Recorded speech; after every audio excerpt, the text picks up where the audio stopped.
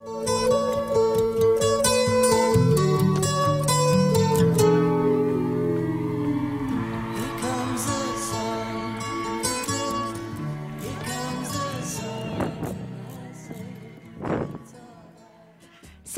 of 1999.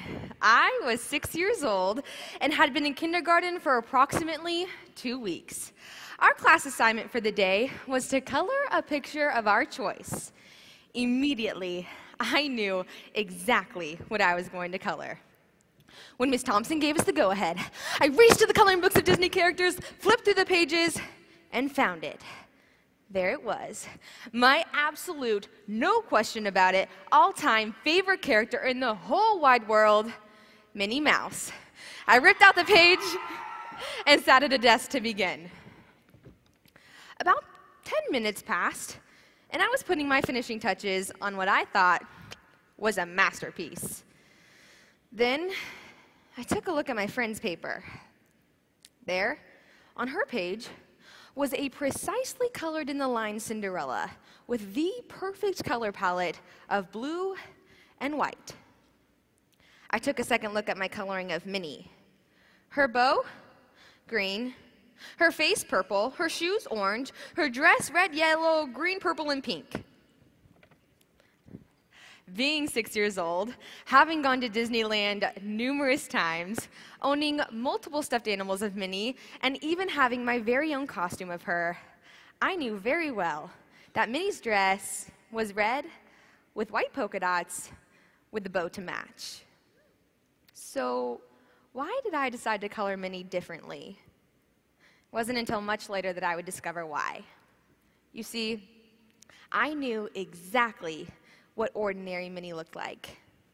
But I decided to make my Minnie unlike any other, to make it extraordinary. Extraordinary, such an immense word that often feels too far in the distance or too far out of reach. When in reality, extraordinary things happen each and every day. But for some reason, we just let them pass us by. As a child, it is easy to see the extraordinary. But somewhere along the lines, I grew up. We all grow up. We begin to worry about coloring inside of the lines. We begin to worry about fitting into a specific mold. We begin to worry. And our ability to appreciate and discover the extraordinary dwindles away. To live a life where we can color outside of the lines and truly discover our extraordinary, we must incorporate two things into our lives. First, we must break the mold. Second, we must appreciate simple joys. When I was younger, I knew exactly how to break the mold. Both my older sister and younger brother were athletes.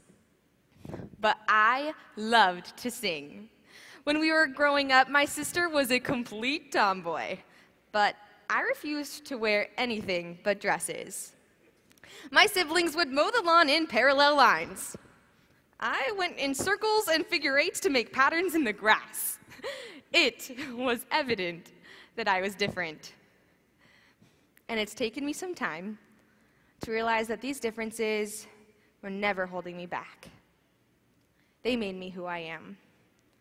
When I was younger, it was so easy for me to be genuine. As I grew older, I began to lose sight of who I was. I began to worry. Soon, it was my freshman year of high school, and I struggled with my decision to join FFA or not. I feared that I'd be a part of this mold that was created by my sister's past involvement. I cared so much about others' opinions. I feared that I'd be living in my sister's shadow and that I couldn't find a niche of my own. Boy, was I wrong. Soon, I found my own place in FFA. My sister's favorite competition was prepared, but I discovered I absolutely loved agri-science. My sister was a regional officer. I wasn't. I realized it wasn't the first place ribbon or the name Central Region on the back of my jacket that defined me. What defined me was that I was able to be myself.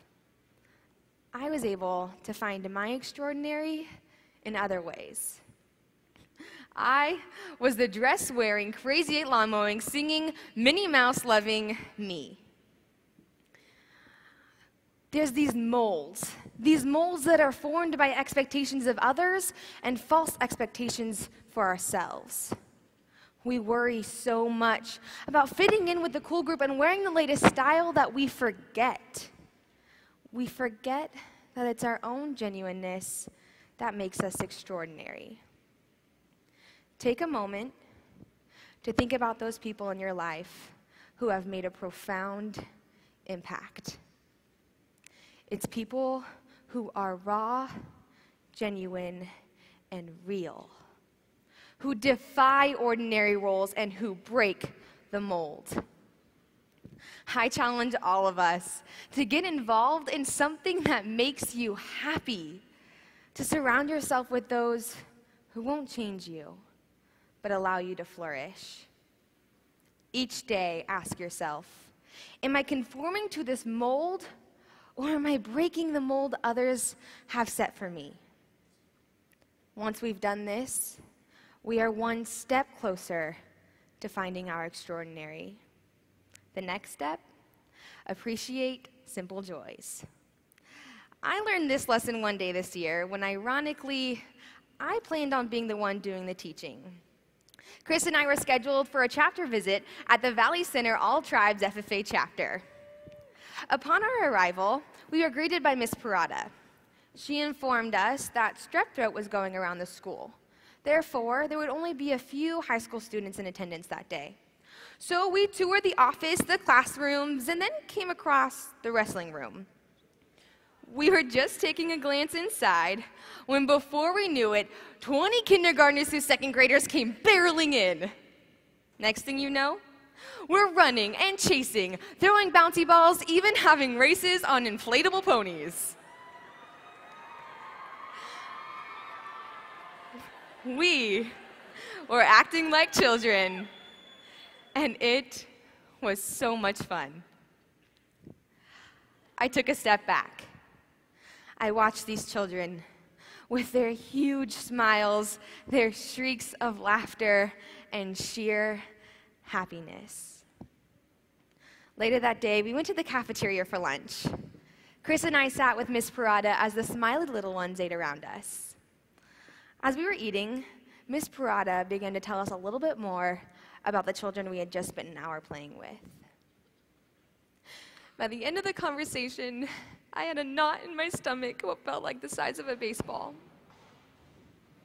Miss Parada had pointed to almost every child in that cafeteria, each one with a different burden, tragedy, or misfortune.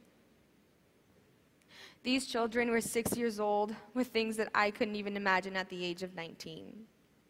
When I was 6, the only thing I worried about was whether my sister had stolen my favorite necklace, not that I'd be forced to live a life without a mother. I thought to myself, how was it possible that these children had the ability to be so incredibly happy, even with the weight of the world on their shoulders? It took the innocence of a child to show me that we must make a conscious effort to appreciate simple joys. Many of us here feel as if we have burdens that seem unbearable. They cloud our mind and fog our perception. They distract us from appreciating those little things in life that bring us joy. But we must remember the spirit and essence that we once had as children, because it's then that we can truly discover our extraordinary. To color outside of the lines, we must break the mold that is incredibly easy to fit into and appreciate those simple things in life that bring us happiness. Because that's when we can truly find the extraordinary.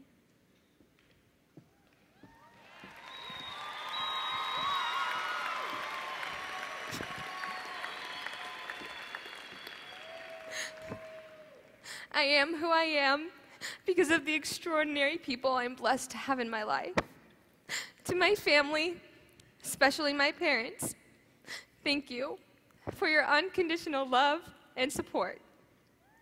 To my friends and supporters, thank you for always believing in me.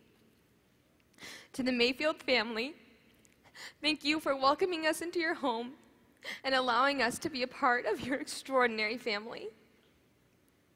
To my teammates, thank you for allowing me to grow and loving me for who I am. California FFA, thank you.